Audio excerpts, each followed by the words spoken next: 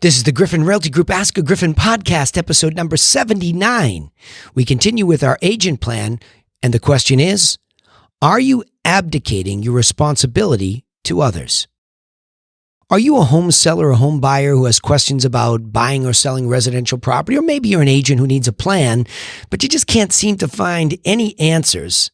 Well, then you're definitely in the right place. I'm Danny Griffin, the founder of the Griffin Realty Group and the host of the Ask-A-Griffin podcast. And to help you take immediate action to get started in the right direction, if you need to sell or buy property right now or in the near future, or you want a real estate agent plan that you can take advantage of as well, we have our free step-by-step guides that are waiting for you at griffincourses.com. That's Griffin courses.com. Okay, in this episode, like I said, of our three plans, seller, buyer, and agent, we're talking to agents. And today the question is, as they build their business, we're asking them, are you abdicating your responsibilities to others? And this is a really important point, especially for agents that have been in the business for a bit and they begin to get overwhelmed by trying to serve multiple clients at once. We want to give them a little bit of advice of how we do it and how we train our agents, right? So the first point here is get help from an administrative assistant or assistants. There's no doubt about it that as you get into certain parts of this business, especially if you are an agent who is much more sales and service oriented in your brain, maybe even marketing, that's a very particular end of one spectrum. It's the creative brain. We see a lot of that, but there is a lot in this business that requires an analytical brain, not the least of which is the closing process. When you get into the closing process, if you were to take either our buyer or seller plan courses, you would see that's the last stage in any transaction. So the sales brain thinks, oh, isn't this great? I can coast. Everything's under agreement. Well, not so much. There are so many T's that need to be crossed and I's that need to be dotted, figuratively speaking, because there are all these critical dates and deadlines. Money's at risk. Moving's at risk. I mean, there is so much stress during that particular time. That's one of the most obvious places that if you don't provide services or your brokerage doesn't provide closing services, we do at the Griffin Realty Group. We believe that is a critical component to help our agents. So we have a closing coordinator that was absolutely dedicated to just that part of the process. But still, you have to understand it first so you know why you're delegating it and how. And that's going to lead to the next point here. Of course, when you begin to use help, whether it's for closing or maybe you have marketing or maybe you just have general services to organize, you're going to go out with multiple buyers on the weekend and you have an administrative assistant help you organize that, call the brokers, build the caravan tour for you, coordinate with the buyer. There is a lot to do. But the issue is no matter what administrative help you get, don't dump and run on the difficult issues. Don't do that. That's the most important part. So really, let's stay focused on that closing end of the process because that's really where we're talking about here is that when you get into that closing process, your deal can be or feel at risk because all of a sudden there are heightened emotions, especially think about this. A home inspection, home inspectors are so worried about being sued for making a mistake that their process is super over the top thorough. And they are going to go through a checklist that really is probably mandatory to a large extent because of insurance, policy issues, that they have to do things a certain way. And some home inspectors have a better bedside manner than others. Some will scare you to death and make you afraid of the product, even though it's the basics of what needs to be taken care of in a home. They can scare your client. And on the sales side, if you represent the sales side, the seller can get angry and everybody can get mad. And, well, the buyer wants you to do this and I'm not doing that. And, there are a lot of emotions there. So just because we have the help of somebody who's crossing T's and dotting I's, it's not their job to go in and solve that difficult issue. And quite frankly, it's a secondary renegotiation, right? Or secondary negotiation. It can be a whole renegotiation if there's a big surprise during the home inspection. And it might even be something where you need to withdraw from the deal because it's just not a good one for your buyer client if you're on that side. So whatever it is, you can't dump and run on your broker. You can't dump and run on your closing coordinator. That is your job. That abdicating is giving it to somebody and turning a blind eye. Delegating is asking for help so that you are actually elevated and ready to anticipate closing issues. That's really the key here, that you can feel something might not be right, right? So the next thing is, the third point, you want to make sure that your client understands all the roles of the closing process players. Let me talk about it this way, okay?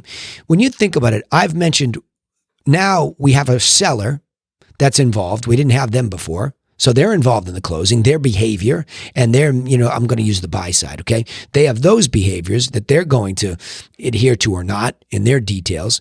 They have their agent who might be abdicating or not. We now have a home inspector who's involved. We have the buyer, we have the buyer's agent. Next, depending on where you're at, we have attorneys. We're in an attorney state here. So we have attorneys involved. So we might now have a buyer and sell side attorney.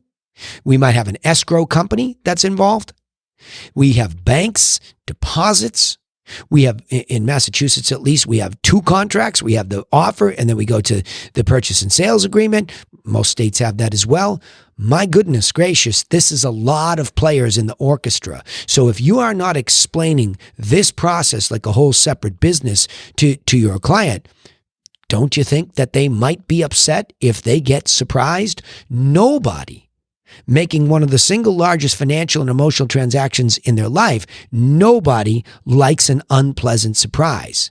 So you really have to make sure you explain all of this. And by the way, the easiest way to do that is to take a look at both contracts if you're in a state like we are, where we have by the way, we're all going all over the country virtually, so I have to give you that caveat that we're licensed now in Washington State, California, Florida, Kentucky, soon to be a fistful of other states. So you want to be understanding the contract process in each state. You want to understand the timeline, and if it's multiple contracts, you want to understand both timelines, how do we bridge the gap from one to the next, and then you want to explain that to every single seller. Now, again, if you have a really savvy closing coordinator and you're savvy as a business owner and you put together an educational video that's a show and tell, maybe you've done a Zoom with your closing coordinator where you say, listen, we're going to take everybody through this. Here are the key points and bullet points. You can send that and delegate it, but you still can't run away.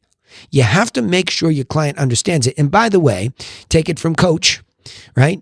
Trainer, coach, been doing it for a long time, not quite as long as I've been actually in the business itself, 22 and a half years as an agent, broker owner, etc., and 16 as a coach. I am telling you to be patient when you are educating a client. You must be patient. Don't just assume that you tell a client something once and all of a sudden they get it, especially in this really highly charged, really squeezed down accordion-like time frame of 30 to 45, maybe longer, but most closings are going to happen inside that time frame. They are stressed based on the time frame, so be patient in educating. All right, let me summarize this. We are in the agent plan, and we're talking about the closing process. And the question to challenge agents is, are you abdicating your responsibility to others during this process? Okay. Now, the first thing is, of course, I think you should get help from an administrative assistant. I think it's very, very good to have a closing coordinator. It's the highest use of our resources at the Griffin. We believe that every one of our agents should be supported by a closing coordinator, period, paragraph. They're just that kind of analytical brain that pays attention to details better than the sales brain, which is very typical of an agent. Some have both of the agents, but we still want, for compliance, all of that, we want help. Takes the pressure off. Why? Because it allows us to think higher and anticipate problems that we can pay attention to that are emotional. I say think higher. It's just we get freed to pay attention to the emotional issues. 2, don't dump and run on difficult issues when they do come up, okay? Don't hide and just say, well, they're in a contract, they have to close. Don't do that. Don't do that. Don't do that, okay? And lastly, make sure your client understands all the roles of everybody that's involved in this closing process, because there are a lot of parties in the orchestra. Make them feel confident, like you're a good orchestra leader, okay? Let me summarize this way, this subject, right? As you switch from a sales brain to an administrative brain during the closing, you must also get some help from detail-oriented people. However, no matter what you do, do not run away from your responsibility to be the leader and explain the closing process to your client while also stepping in to handle any closing issues that threaten the sale. Okay, remember, you can take immediate action to get started in the right direction if you need to sell or buy property right now or in the near future. Need, really want to, whatever it might be. Or maybe you're an agent who wants help, further help like this. Well, all of you are in a good spot, because you can get our free step-by-step guides that are waiting for you at griffincourses.com. That's GRIFFIN courses.com. It's a step-by-step guide of what to do. You have no obligation to work with us. We just want to be able to get the help in your hands if you really need it. Also, don't forget, of course, you can subscribe to the podcast on iTunes, Spotify, or wherever you listen, or find us on any of our social media channels so that you don't miss out on any insights each time we upload an episode. We'd also appreciate it, of course, if you would share our content with anybody that's thinking about selling or buying property or becoming a real estate agent or trying to be better at being a real estate agent, so that all of them get the help that they need to be successful. But remember this, we sign off the same way every time. Nobody is coming for you. Nobody. So get to work on a plan for buying or selling your next property, or a plan for becoming a successful real estate agent. And we'll see you in the next episode to help you do just that. Thanks again.